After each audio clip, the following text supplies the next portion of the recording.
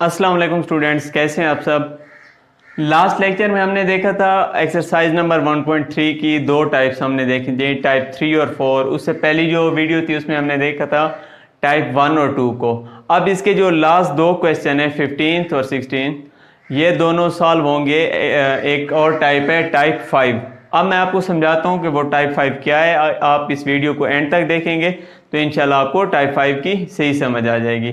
अगर आपको पहली वीडियोस पसंद आई हैं तो आप इस चैनल को ज़रूर लाइक करें, सब्सक्राइब करें और दोस्तों के साथ शेयर करें। तो ये है हमारी टाइप 5। टाइप 5 में हमें क्या होगा, टाइप 5 में हमें एक इक्वेशन इस टाइप की गिवन होगी जिसमें इसमें होगा x माइनस 1, x माइनस 2, आगे x minus 4, x minus 3 plus 100 equal to 0। Let suppose हमें जो इक्वेशन गिवन होगी वो इस टाइप की होगी। लेट सपोज कि ये हमारी इक्वेशन है। इसको हम कैसे सॉल्व करेंगे, ये जो हमारे पास 1 2 3 और 4 ब्रैकेट्स पड़ी हैं, इनको हम दो दो ब्रैकेट्स बना के उन्हें आपस में मल्टीप्लाई करेंगे। अब हम इसके लिए चेक करेंगे कि कौन सी दो को हम मल्टीप्लाई करें आपस में। उसके लिए हम देखेंगे इसके ये जो लास्ट वाले पड़े इनको ऐड करेंगे। -1 -2, क्या आंसर आ रहा है -3। अब हम इन दो को ऐड करेंगे, -4 -3, इसका क्या आंसर आ रहा है -7।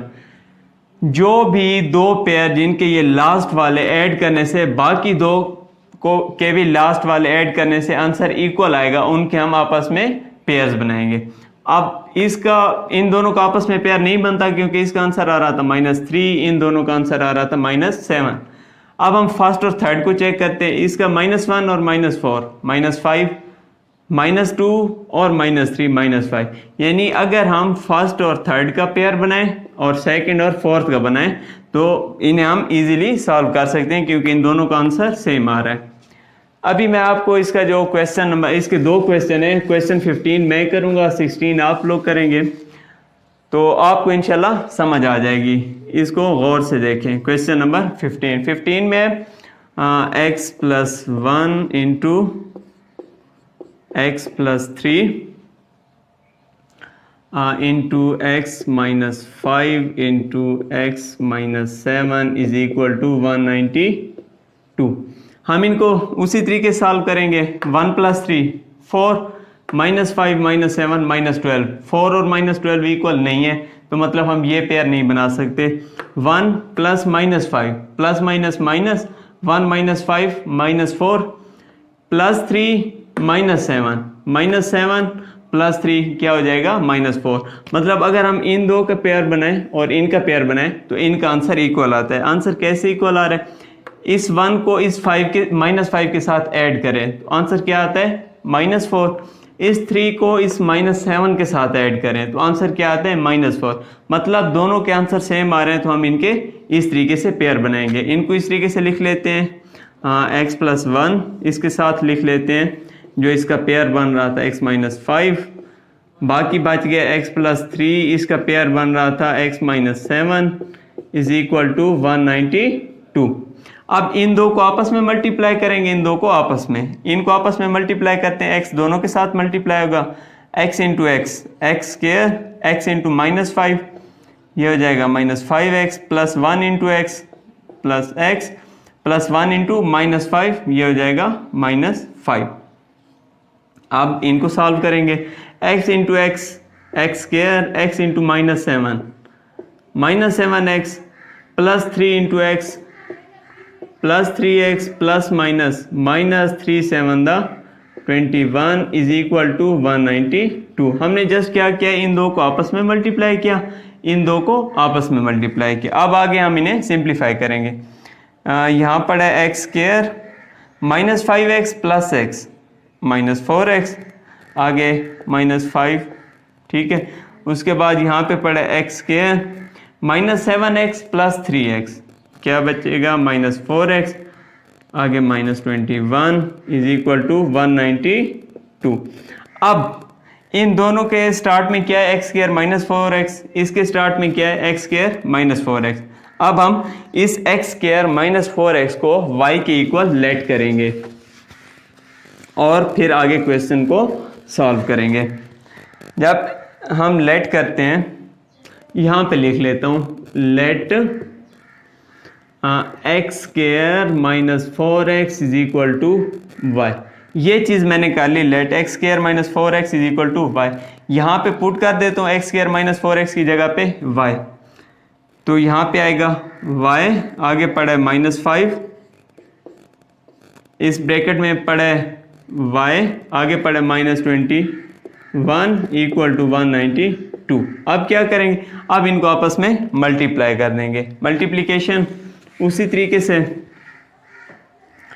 y इंटू वाई, ये हो जाएगा वाई स्क्वायर, y इंटू -21, ये हो जाएगा -21y, -5 इंटू वाई, ये हो जाएगा -5y, minus minus plus 5 into 21, ये हो जाएगा 105। ये 192 प्लस का है, ये इस साइड पे आएगा, ये हो जाएगा -192 इक्वल टू 0। अब Y square -21y minus 5y, ये हो जाएगा -26y प्लस 105 माइनस 192। बड़ी वैल्यू 192 है, इसके साथ साइन माइनस है, 192 में से 105 को माइनस करेंगे, ये आंसर आएगा 87 इक्वल टू 0। अब ये आ गया हमारे पास इक्वेशन। इस इक्वेशन को हम सॉल्व करेंगे फैक्टराइजेशन से।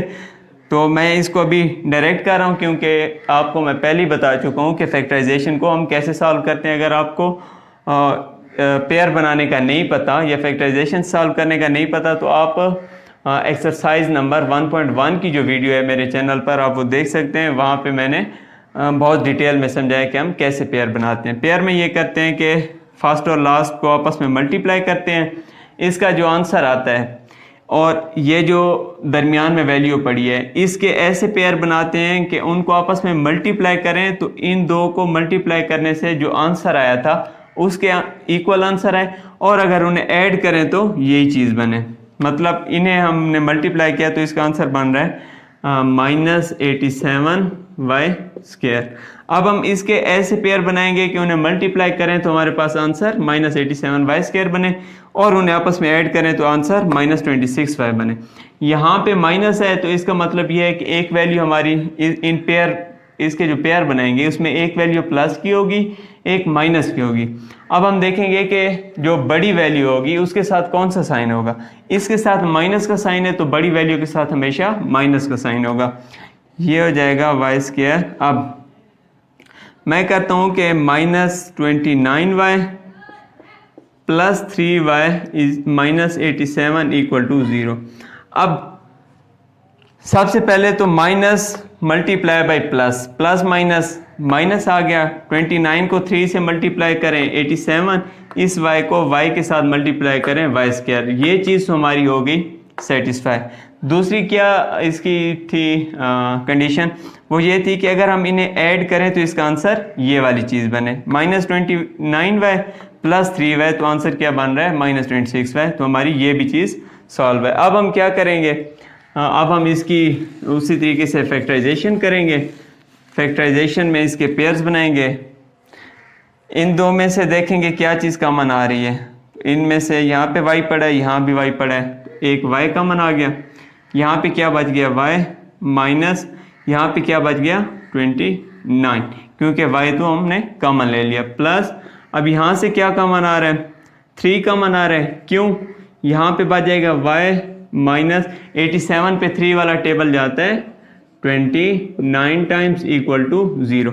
इन दोनों में से क्या चीज़ कॉमन है, y माइनस 29 कॉमन है, बाकी क्या बच गया, यहाँ पे बच गया y, यहाँ पे क्या बच गया +3 इक्वल टू 0।